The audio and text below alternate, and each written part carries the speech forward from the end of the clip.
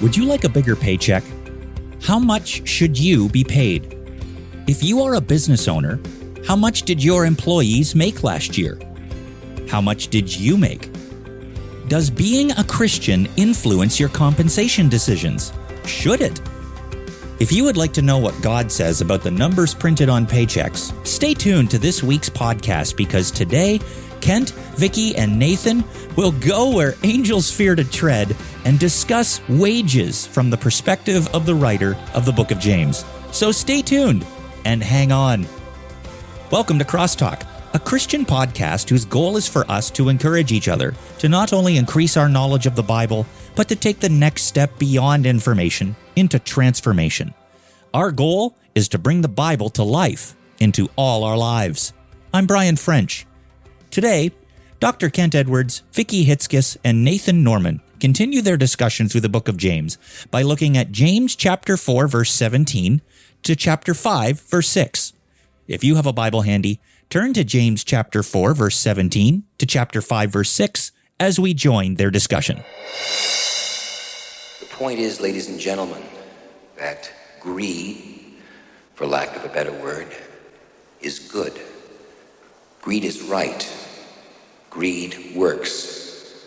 Greed clarifies, cuts through, and captures the essence of the evolutionary spirit. Greed in all of its forms. Greed for life, for money, for love, knowledge, has marked the upward surge of mankind, and greed, you mark my words, will not only save Teldar paper, but that other malfunctioning corporation called the USA.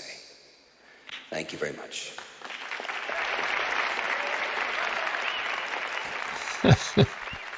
Some of you, if you're older, may remember that famous speech.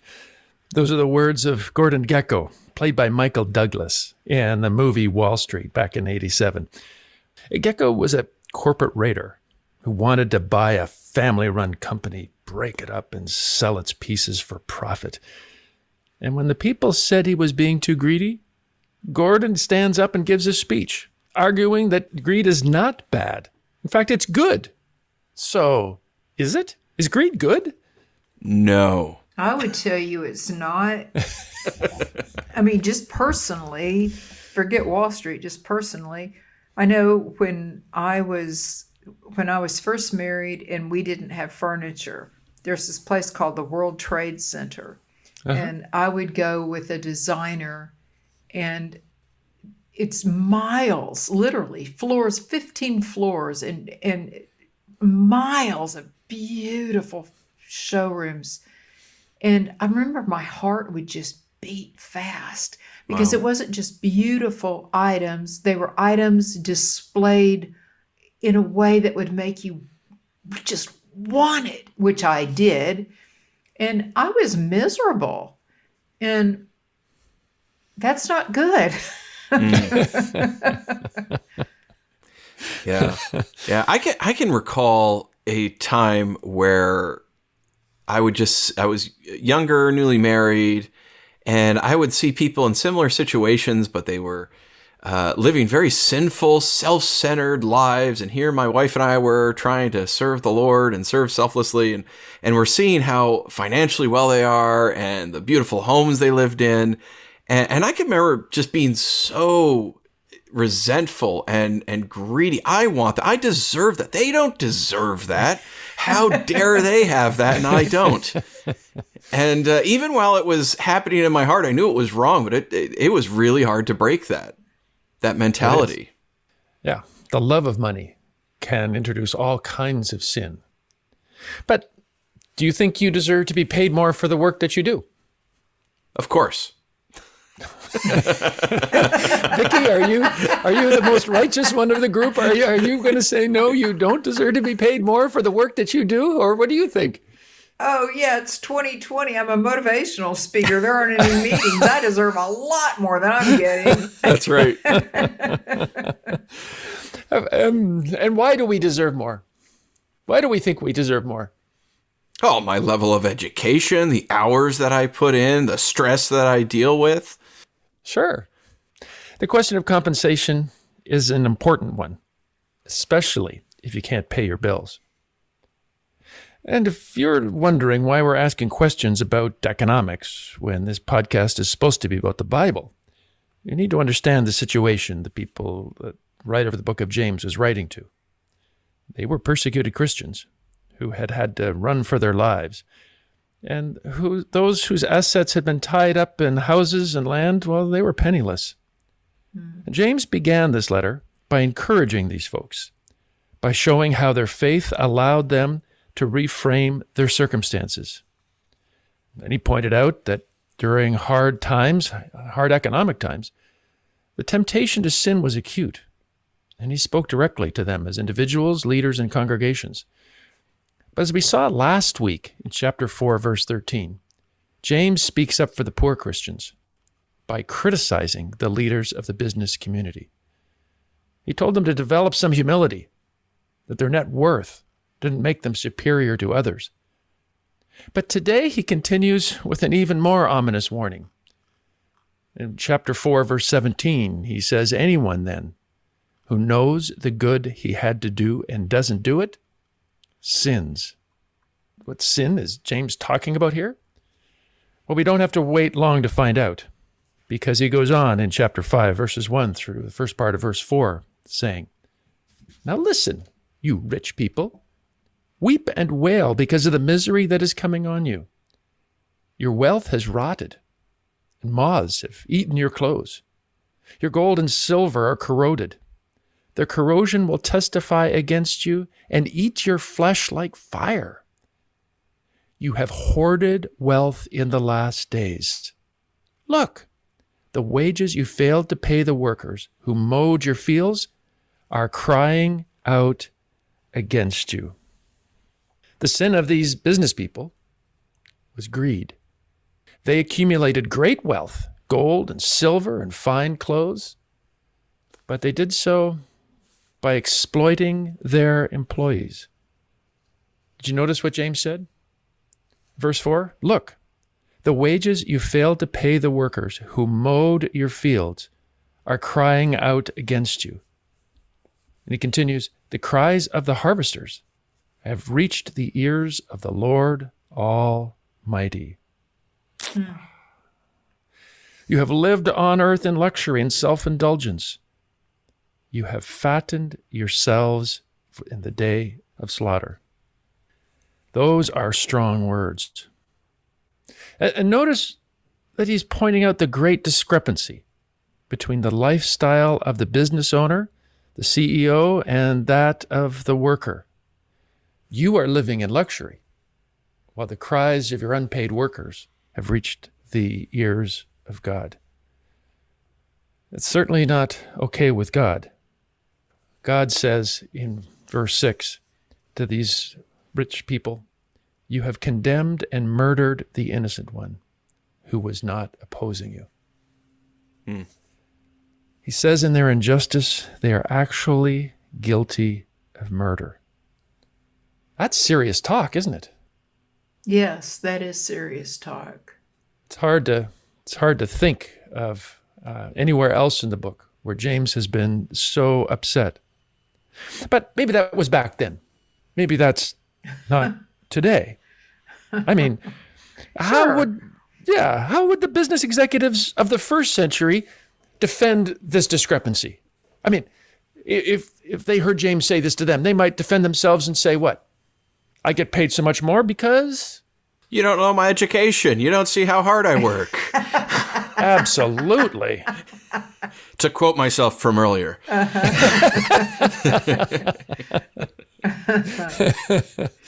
And they've taken risk, right? Yep, absolutely. Yes, they were able to escape persecution with some gold, but they risked it and did it wisely. Were able to take a small amount of money and increase it, so they deserve this. But yet God says this discrepancy is so great.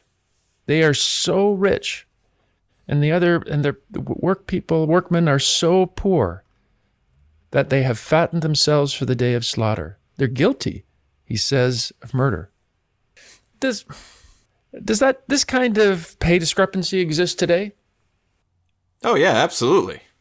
Without question. Yeah. In fact, according to the Economic Policy Institute, From 1978 to 2018, inflation-adjusted compensation based on realized stock options of the top CEOs increased 940% compared to 11.9% growth in the workers' annual compensation. Wow. Wow. 940 to 12. Wow. Wow. Yeah. That's incredible. Wow. Put side by side, the CEO to worker compensation ratio back in 1965 was 20 to 1. But in other words, CEOs are paid 20 times more than their Even workers. that's a lot. That's a Yeah. lot. But in 2018, it was 278 to 1. Wowzers. That just seems unreal. It does, doesn't it? My goodness. So, while in the same period, the bottom 50% of Americans saw their wealth decrease from 3% to 1%. So 50% of Americans have 1% of our nation's wealth. Isn't that something? Don't you think it's a little out of whack? And prices are not going down. No. No. And so that's, 50% of the people are paying the major price for the lack of compensation. And that's especially true in our COVID-19 world, when frontline workers are suffering from physical and economic ravages of the disease. Many are without health care, while the wealthy, they're sheltering in place in the Hamptons or Lake Placid. They don't go there by bus, usually by helicopter. In fact, what's interesting is, according to the Commonwealth Fund, today, over 43% of U.S. adults are inadequately insured. So there is an enormous discrepancy. Now, hear me well. I'm not saying that people who take the greatest risk, who may have shown the greatest initiative to get businesses going, are not worth fair compensation.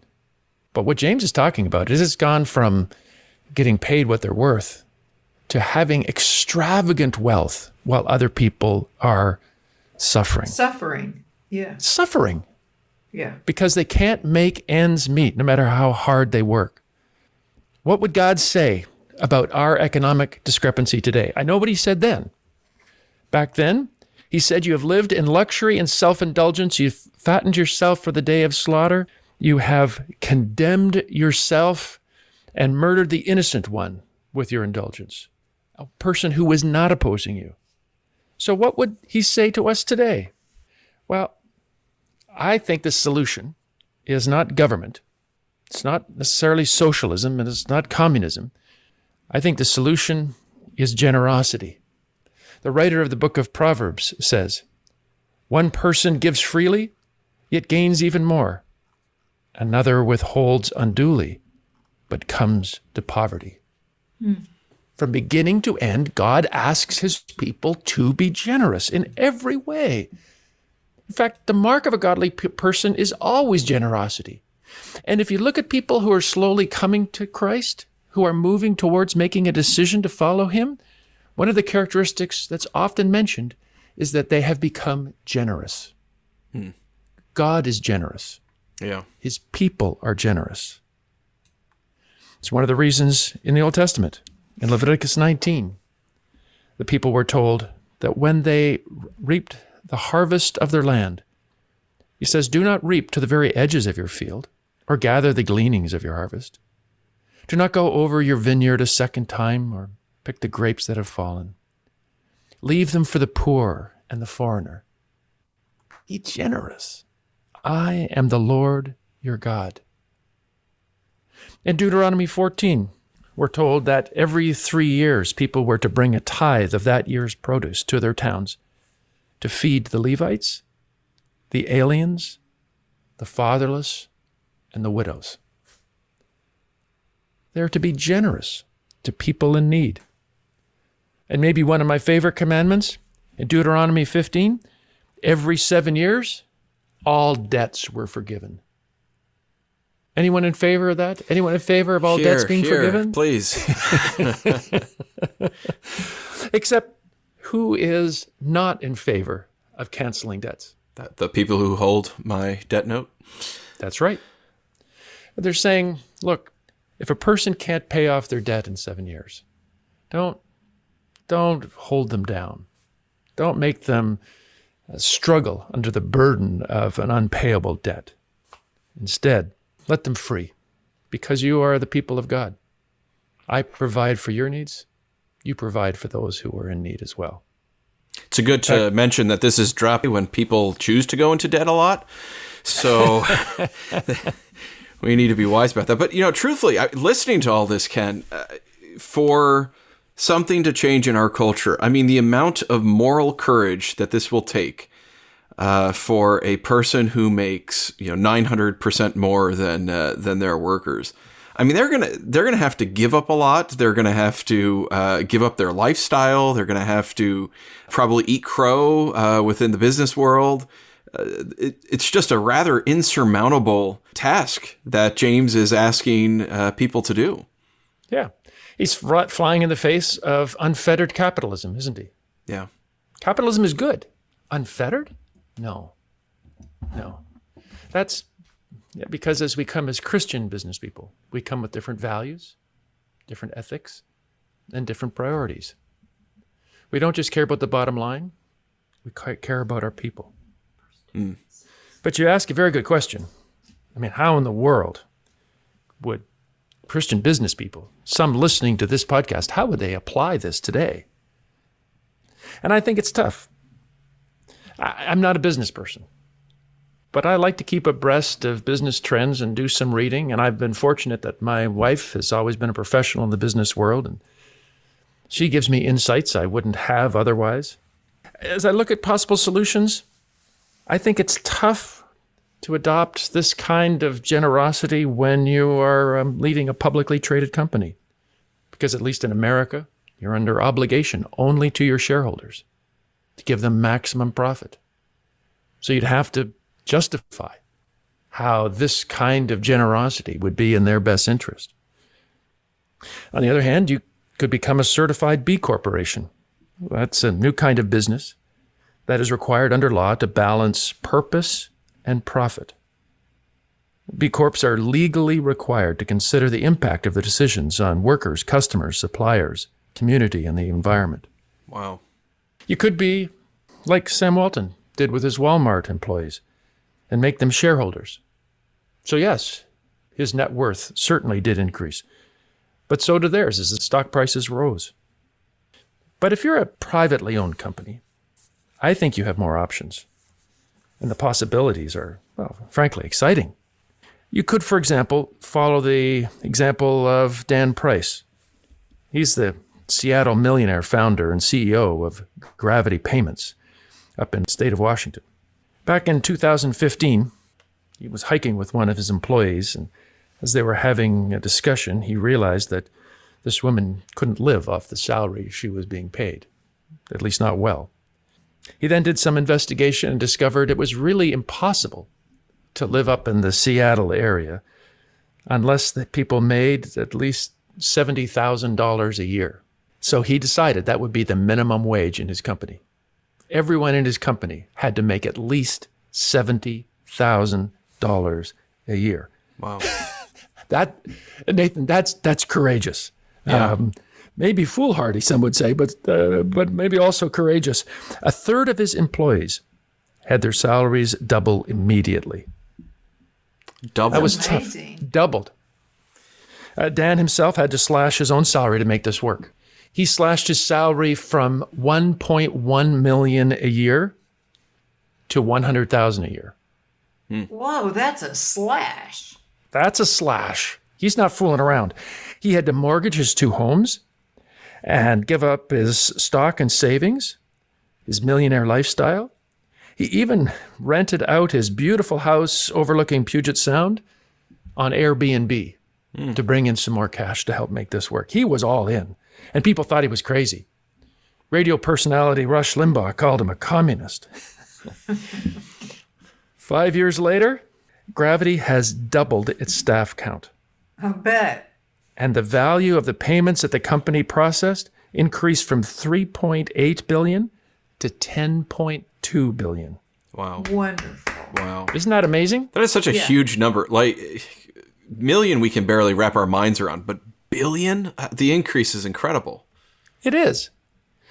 But even better, as Dan Price tells it, was the quality of life that his employees had. During that same 5 years, instead of 2 babies, 40 babies were born. Home ownership increased from 1% of his employees to 10%. Employee pension fund contributions more than doubled, and 70% of his employees got out of debt. Amazing. Wow. Isn't that amazing? Yeah. Praise God. Okay, but I realized something, a second part of the story that I only just discovered this morning. What's Do you want to that? hear the most amazing thing? Yes. Yeah. So, all this is true, and then COVID-19 hit.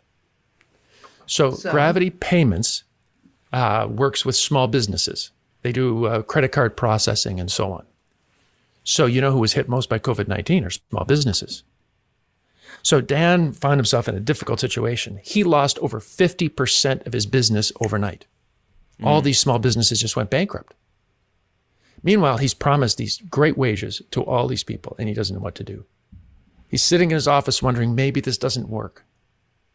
And then one of his employees came to him and said, hey, maybe we could help. And with the employee's own initiative, they put up online an Excel spreadsheet. And the employees asked each other, would you put up on that spreadsheet, no names, just put up on the spreadsheet, how much of your income you would be willing to sacrifice to help Dan and the company right now? Some couldn't do much. One man could say I can only give up 5%. His wife had just lost her job. They had kids. They just had no income to spare. Others could give much more. And the average pay cut of every one of their employees, believe it or not, was 30%. Wow. The whole company said, we love you so much. We want this company to survive. It's so valuable. We will give up 30% of our salary. And then they went a step further and said, we're going to do more. They, on their own initiative, began to contact small businesses, find out why they were struggling, and develop new products, new ways they could come alongside to strengthen the small businesses that the company was designed to serve. And the company now is growing again. Wow, it's a great story. Check it out on YouTube. Check it out online. It's all true. It's the power of generosity. You'd think you'd be better off if you kept everything you could for yourself. But if you ask Dan Price today, he'd say that when you are generous to others, they can then in turn be generous with you. Look, I'm no business guru. I don't know how best to implement this spirit of generosity that James is telling us to exemplify. But I do know it must happen. Unfettered greed brings the judgment of God. Those business people whose goal is simply to accumulate excessive wealth while their employees struggle to survive don't have a viable business plan. James wants you to know in verses 5 and 6 that you have lived on earth in luxury and self-indulgence, and you have fattened yourself in the day of slaughter. Look, double-check your profit and loss projections. Gecko was wrong. Greed is not good, and those who focus only on profit will eventually experience total loss. Christians in business cannot just be interested in the bottom line. They need to also be concerned about the well-being of the workers God has entrusted to them. I trust that today's discussion of God's Word has been helpful and served as an encouragement to not just be hearers of the Word, but doers. Together, let's bring God's Word to life, to our lives this week. The CrossTalk podcast is a production of CrossTalk Global, equipping biblical communicators so every culture hears God's voice. To find out more about this educational nonprofit organization, please visit www.crosstalkglobal.org. You can also show your support for this show by rating it on Apple Podcasts or wherever you're enjoying it. Be sure to listen next Friday as we continue our discussion of the book of James and discover how Christians should cope when they find themselves in difficult workplace situations. You won't want to miss it.